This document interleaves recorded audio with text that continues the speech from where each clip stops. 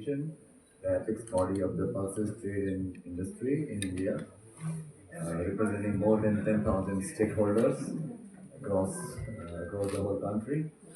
Um, uh, we, we work very closely with the Government of India's ministries, particularly uh, Ministry of Consumer Affairs, Ministry of Agriculture, Ministry of Commerce, Ministry of Food and Processed Settlement.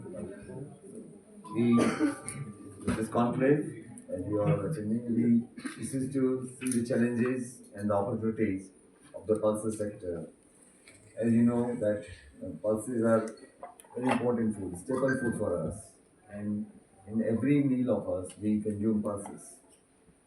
This is the non-vegetarian because they don't consume non-veg all the 7 days. That is what I understand as I am vegetarian. So, pulses is very important crop for us, and we are our requirement at the moment is around 31 million tons, which we expect that the requirement is go up to 40 million tons by 2030. Then, and our production was as high as 27 million tons in 21-22, but for last 2 years it has been decline by it has come down to 24 million ton last year, and that is mainly because of the weather vagaries. This year we are expecting again to see there should be the crop of chana and lentils and smaller crops like yellow peas and urad and so these crops are going to be harvested now. It is the time to harvest.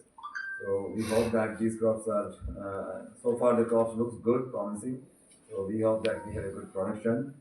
Prices, you must have seen that last couple of years there were the prices very high. Last year the prices of chana and in particular uh, were were skyrocketing, but because of the policy steps taken by government of India, uh, there has been a surge in the import. We have imported large quantity last year, about 67 million tons, 67 lakh tons, which has been a record import of the pulses till now. So, to meet the gap between the demand and supply and to arrest the rising prices, this step was taken by the government of India. But this year, we hope that the production will be good and we don't need to import such a large quantity. As you have seen in the budget, government of India has declared Pulse's mission to achieve self-reliance, Atmanirbharta. So our association also we are working with the government to achieve this goal that by 2030 we achieve self-reliance. But this is very subjective. The reason we grow pulses in the rain-fed areas, pulses are subject to weather vagaries, climatic conditions, and one bad season, one bad monsoon really hurts the entire production, and that is what just recently we have seen in 2023. So, and also we need to have. That's why we need to have an import balanced policy where we keep importing the pulses whenever we require, whenever there is a gap between the demand and supply, and also we should keep in mind the interest of the farmers so that there is no cheaper imports which will hurt the Indian farmers. In fact, if you remember, in 2018, uh, Government of India restricted number of pulses, including yellow peas. In yellow peas, we have been importing in large quantities since early 90s, and till in the year 2017-18, I remember we imported almost 3.5 million tons. Last year we have imported 3 million tons of yellow peas just to because there was a paucity uh, of chana and tur because the prices were very high. The government allowed the imported zero duty, but the price of yellow peas has come down quite significantly, and because these are very cheaper pulses and the price is rolling around 34-35 rupees now, which was as low as 32 rupees.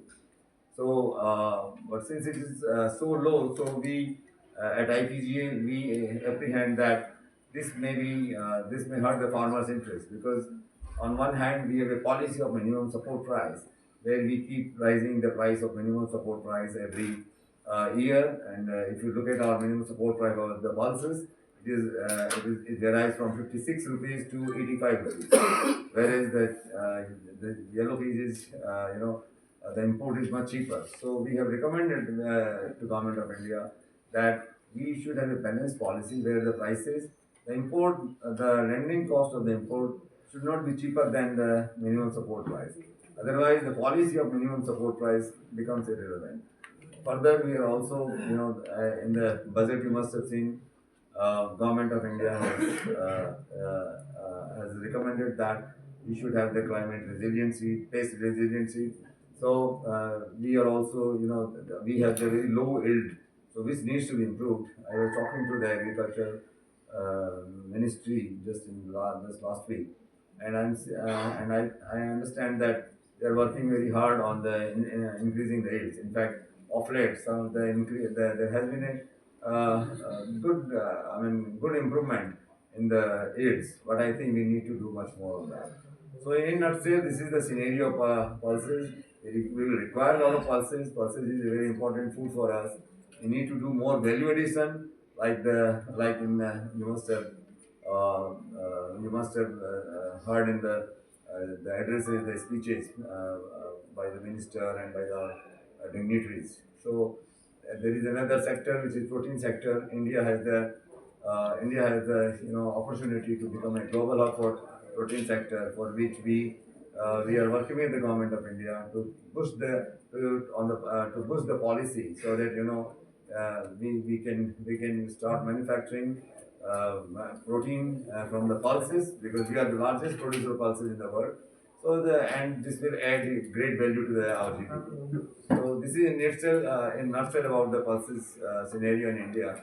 Now I will welcome, and also I would like to introduce on dais our Honorable Minister from Maharashtra, Jay Kumar Rahul Saab. He is Minister of Cooperation and Minister of Protocol, Government of Maharashtra. Then Mr. Praveen Dongre is our Chairman Emeritus, IPGA, Founder Chairman, and Madam from Tanzania. ये जो हम लोग की आम हिंदुस्तानी की plate है, उसमें हम लोग क्या है, दाल रोटी खाएंगे, दाल चावल खाएंगे, तो दाल और ये सब पल्सेस जो है अपन रोज के जीवन की चीज़ें, और कई सालों से, कई पीढ़ियों से, कई दशकों से, कई शताब्दियों से हम लोग ये पल्सेस कंज्यूम करते आ रहे हैं।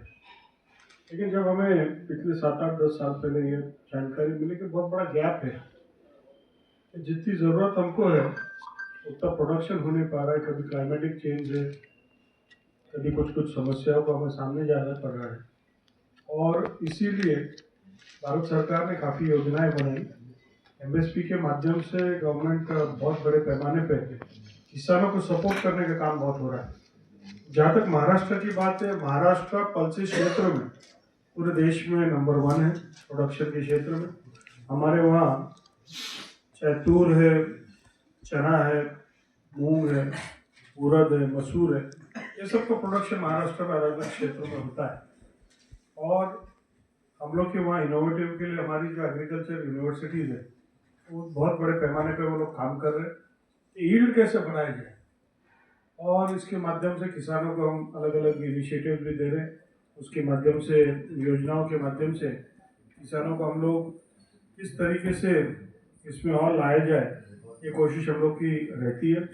महाराष्ट्र बहुत बड़ा कंज्यूमर भी है और सबसे बड़ा प्रोड्यूसर भी है, और हम लोग ऐसी इंस्टीट्यूट से हम लोग चाहेंगे, आपको ऐसी संस्थाओं से और प्राइवेट प्लेयर्स से भी, कि महाराष्ट्र के साथ मिल के हम लोग इसको और कैसे बढ़ाएं, क्योंकि अब दाल के सिवा और ये सब पल्सेस के सिवा अपना भोजन होता नहीं, हो ही नहीं सकता है सालों सालों तक।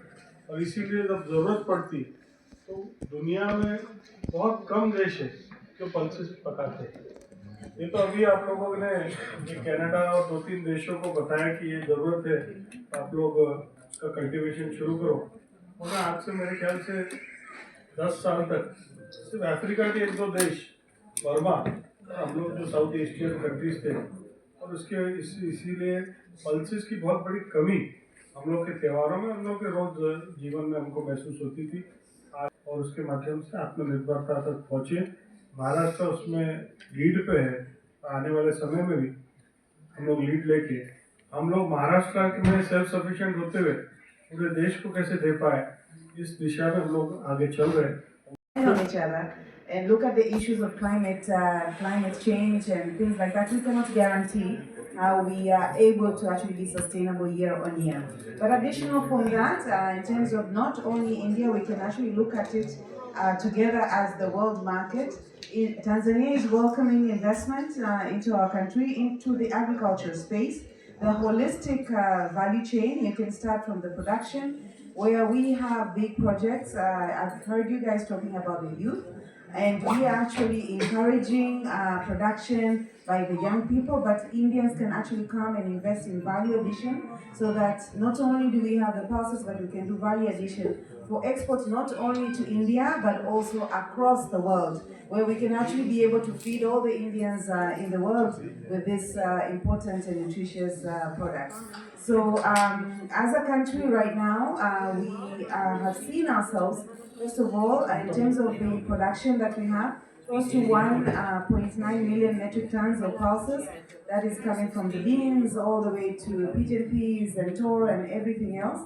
But if we look at our potential and the projections that we have, we're looking at seeing this number going as high as 4 million metric tons by 2030. But that will have to be contributed by you guys also participating in that value chain, and we welcome investment into the country.